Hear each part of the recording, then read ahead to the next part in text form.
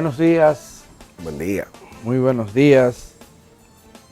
Aquí de nuevo con ustedes. Hoy es viernes, último día laboral. Último día laboral, damas y caballeros. Y el de este viernes llega también con muchas noticias. Sigue centrando la atención nacional la tragedia de San Cristóbal, en la que perecieron al menos 28 personas, porque ayer murió la última de este grupo. Y entonces todo lo que tiene que ver con los heridos, porque hay decenas de heridos, la mayoría de ellos hospitalizados en centros públicos, hay una parte que está en centros privados. Además de todo esto está el proceso de identificación de los cadáveres, que es tedioso y que promete ser largo. Los familiares desesperados, porque quieren información rápida, quieren ocultar a sus parientes. Y esto es bien difícil porque el fuego Calcinó y deterioró demasiado a las labores del INASIF están siendo, bueno, lo han dicho, los forenses, lentas y complejas para poder hacer esa identificación. No pueden ser de otra manera. Es que no como antes, que pásame ese que es el mío. Es muy difícil, tiene que ser científicamente determinada a quién pertenece cada cadáver. Y eso, repito, es una labor tediosa que amenaza con prolongar la atención sobre el tema. Ayer yo estuve en San Cristóbal, quise ver lo que pasaba por ahí. La verdad es que la mayoría de la población está haciendo vida normal, debo decirle. La inmensa mayoría de la población está haciendo vida normal, el comercio está abierto, el mercado está abierto. Pero en el lugar, es una cuadra. Una cuadra completa. Donde ocurrió la tragedia, pues todo eso está cerrado el paso para automovilistas y para también muchos peatones, muchas personas que quieren entrar a ver allí. Hay además otro acontecimiento que no es normal, y es que el gobierno se ha volcado por allá. Y entonces están los comedores económicos, los planes sociales del gobierno, no solamente para las víctimas, eso es para todo el mundo. Mucha fila de gente donde le dan baja. Y me recuerda esto la tragedia que ocurrió en el 2004 en Jimaní. ¿Te recuerdas cuando hubo la riada del río Soleil, Blanco? Que a Jimaní llegó gente que eso no tiene madre, de toda parte. Y Jimaní, obviamente, el precio de la sangre derramada, porque allí fueron cientos de miles, cientos de personas. Las fallecidas, una gran parte de ellos haitianos. Pero ese acontecimiento que estremeció a la República Dominicana, a propósito de las inundaciones que ocurrieron en todo el territorio nacional, pero fue allí donde hubo las peores consecuencias. Esa tragedia sensibilizó a los dominicanos y a Jimaní comenzó a llegar gente en automóviles, en autobuses, llevando ropa, llevando alimentos, llevando de todo. Y las comunidades aledañas se volcaron para allá a buscar lo suyo. Cuando vieron que estaba llegando. Sí. Y entonces en San Cristóbal yo vi ayer algo parecido. Hay mucho movimiento del Estado. Y esto pues hace que sí haya esa alteración de la normalidad y por supuesto llanto, tristeza, dolor para los parientes y familiares y personas allegadas a las víctimas. Esa es la situación. Y muchas anécdotas. Una de las personas que murió, según me contaban, había salido de ahí y volvió a buscar un dinero que tenía en el lugar donde trabajaba. Y fíjese, ocurrió la segunda explosión. Terminé contando. Hay otra persona que fue una señora con su hija. Se habla de una bebé que murió, un bebé, pero también hubo una niña que pereció, que esta también ya había salido y se había ido y volvió a buscar algo allí. Dicen que alguna gente perdieron tiempo hasta sacándolo, propietario inclusive del establecimiento, aves que tenían y cosas como esa. Sí, en el caso de la veterinaria. Porque la gente no previó que es la segunda explosión. Y que esto iba a ser tan fuerte como fue. Sí. Pero bueno, ahí está San Cristóbal, ahí está esa tragedia, ahí está la atención nacional puestas allí está el gobierno dominicano actuando. Se ha aperturado una reflexión interesante, importante, que suele ocurrir después de este tipo de tragedias, que es el tema de la importancia de delimitar los perímetros dedicados al espacio industrial. Es un debate que he visto que en el día de ayer varias personas abordaron.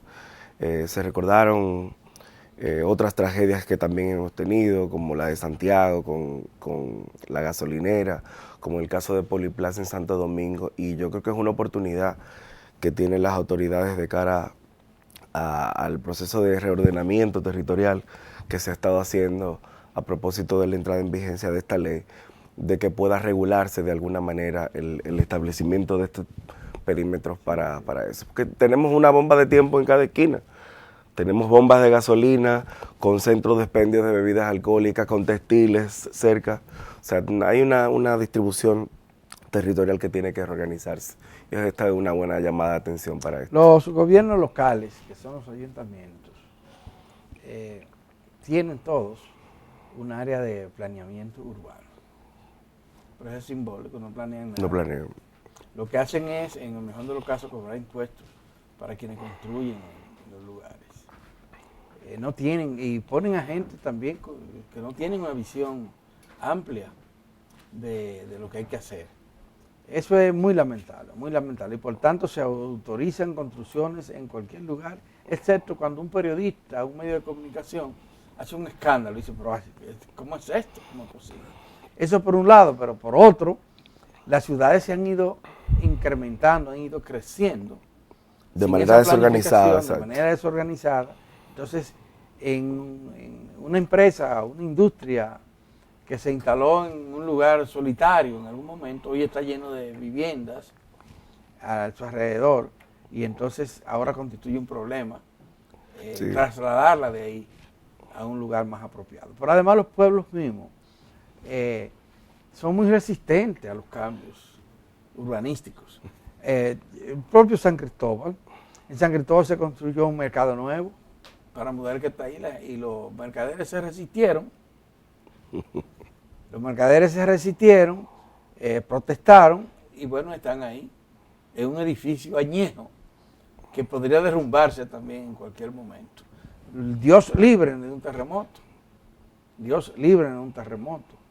Y estamos nosotros encima de fallas sísmicas que podrían provocar en algún momento un terremoto, y lo hemos tenido en la historia del país, pero no tenemos ese ordenamiento urbano, y la gente, los alcaldes que elegimos, no necesariamente son los que más saben de municipalidad y de desarrollo urbano y territorial, y ese es un problema que no lo vamos a resolver en este momento, pero que sí debe llevarnos a la reflexión, y creo que la gente está reflexionando sobre eso. Ojalá que algún día cambien las circunstancias y entonces la pava ponga en otro nivel. Así es. Hay otros temas. Ayer el Partido Revolucionario Moderno, que es el único que va a realizar elecciones primarias para elegir internas algunas de sus candidaturas, incluyendo la presidencial, ayer terminó el proceso de inscripción, y 4 personas aspiran a la nominación presidencial por ese partido. Por supuesto que Luis Abinader no solamente aparece como... Fue el cuarto. Fue el cuarto en inscribirse, pero no solamente aparece como quien acapara, casi monopoliza la simpatía de los PRMistas para el cargo. Se inscribieron otros, incluyendo a una señora que, dicho sea de paso, poca gente conoce, tal vez en su casa, en el barrio de Villa, que vegana. Se trata de Delia Josefina Ortiz. Inscribió. como candidata, precandidata. La política dominicana puede llegar a ser muy pintoresca. Y además de ella se inscribieron también Ramón Alburquerque y Guido Gómez Mazara. Estos últimos son dos PRMistas muy conocidos, vienen del PRD, ¿verdad? Guido es un aguerrido, hijo de un comandante izquierdista. Y de una militante revolucionaria. Claro que sí. Mientras que Ramón Alburquerque ha sido un hombre duro y aquella frase de entra en todo lo inmortalizó. No lo recuerda mucho la generación nueva. Sí, pero tiene un legado, tiene un legado. Sí, es parte de lo que es. Porque no, eso no es tanto, eso fue en el gobierno. No, yo lo vi. Yo lo vi. Hace tanto tiempo de eso. Bueno, ahí está, esa es la política, pero los partidos siguen este fin de semana realizando actividades, desafiando la ley, lo que dice la ley, de que esta debería ser una campaña interna, porque es una campaña primaria, y desafiando también una disposición de la Junta Central Electoral que amenazó con aplicar la ley. La ley dice que si un partido no obedece a las directrices, a las normas establecidas, podría perder el financiamiento. Y dice también que un aspirante a un cargo electivo que desafía la ley y desafía las disposiciones de los organismos competentes podría ser anulada su candidatura en el caso de que el partido la inscriba.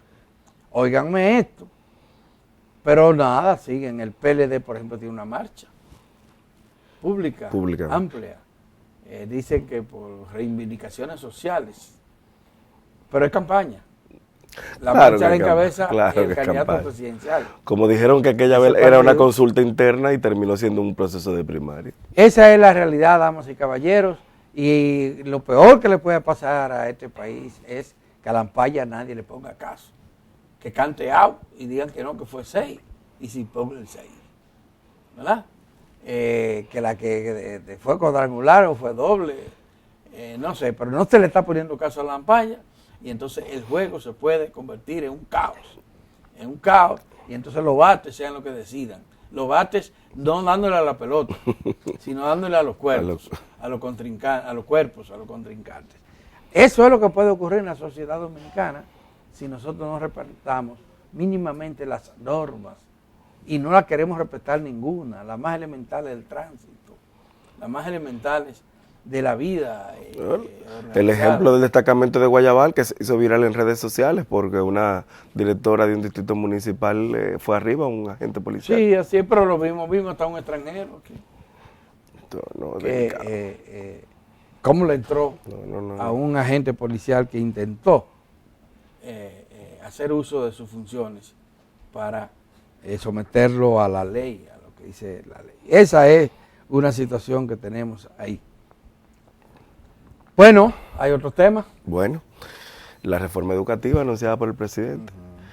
Es importante, y ayer lo analizaba con algunos colegas y destacaba cómo llama tanto la atención que esto también forma parte de este pliego de medidas que se integró en este diálogo que tuvo el Estado del Gobierno dominicano a través del Ministerio de Educación con la Asociación Dominicana de Profesores y Profesoras ADP, de donde salió un buen paquete en términos reivindicativos de pensiones justas para maestros y maestras que ya estaban listas para este proceso, pero que evidentemente también tenía este marco que me resulta de manera particular de lo más interesante, que es esta reforma educativa, es decir, no solamente seguir invirtiendo en las condiciones de vida de los maestros, que está bien, no solamente seguir invirtiendo en el tema de infraestructuras, sino también seguir insistiendo en el tema de la calidad educativa, que es básicamente el principal elemento que tiene la reforma planteada en este momento. Bueno, vamos a ver cuáles van a ser los puntos centrales. La verdad es que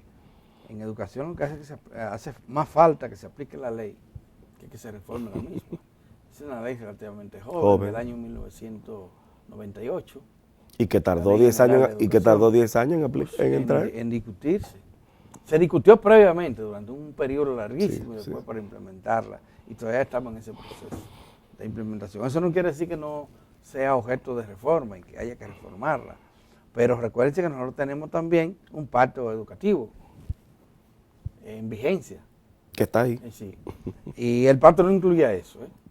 El pacto incluía la calidad educativa. De hecho, la calidad, pero es calidad. que para la calidad educativa tú tienes que reformar la ley. No tiene que reformarla.